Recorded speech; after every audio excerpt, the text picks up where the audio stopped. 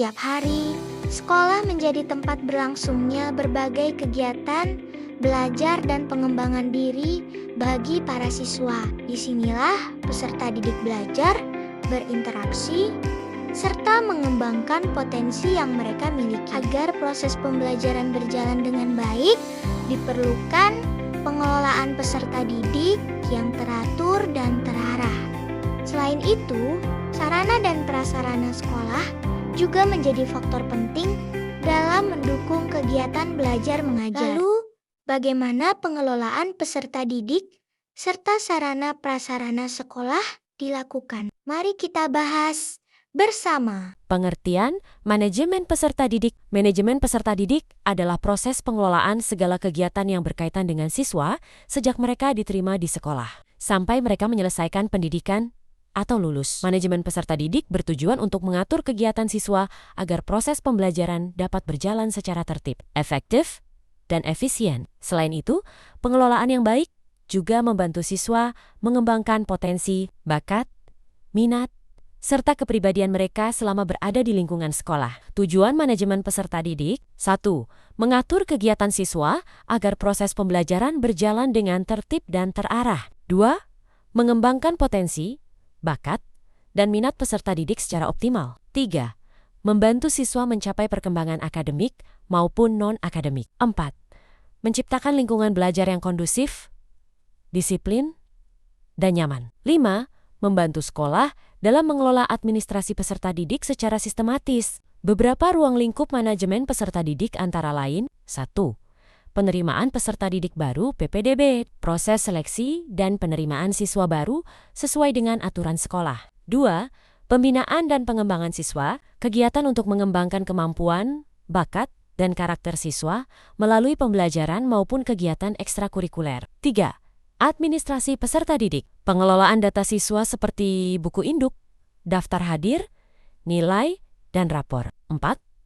Bimbingan dan disiplin siswa, pemberian bimbingan serta penerapan tata tertib untuk membentuk sikap disiplin siswa. Setelah pembahasan manajemen peserta didik, adapun pengertian manajemen sarana dan prasarana. Manajemen sarana dan prasarana sekolah adalah proses pengelolaan fasilitas dan perlengkapan yang digunakan untuk mendukung kegiatan pendidikan di sekolah. Pengelolaan sarana dan prasarana yang baik akan membantu menciptakan lingkungan belajar yang nyaman, aman, serta mendukung kegiatan pembelajaran agar berjalan secara efektif dan efisien. Tujuan dari manajemen sarana dan prasarana sekolah adalah: 1. Menyediakan fasilitas yang menunjang proses pembelajaran. 2. Mengoptimalkan penggunaan sarana dan prasarana sekolah. 3. Menjaga dan merawat fasilitas sekolah agar tetap dalam kondisi baik. 4. Mendukung terciptanya lingkungan belajar yang nyaman dan kondusif. 5. Membantu meningkatkan kualitas pendidikan di sekolah. Nah, perbedaan sarana dan prasarana. Sarana adalah segala alat atau perlengkapan yang digunakan secara langsung dalam proses pembelajaran. Sarana membantu guru dan siswa dalam melaksanakan kegiatan belajar mengajar, sehingga materi dapat dipahami buku pelajaran lebih mudah. 2. Komputer atau laptop. 3. Alat peraga pembelajaran. 4. Meja dan kursi. 5. Proyektor. Sedangkan prasarana adalah segala fasilitas yang secara tidak langsung mendukung proses pembelajaran. Prasarana berfungsi sebagai tempat atau lingkungan yang menunjang kegiatan pendidikan agar berjalan dengan baik. Contoh: prasarana, ruang kelas, perpustakaan, lapangan olahraga, laboratorium, gedung sekolah.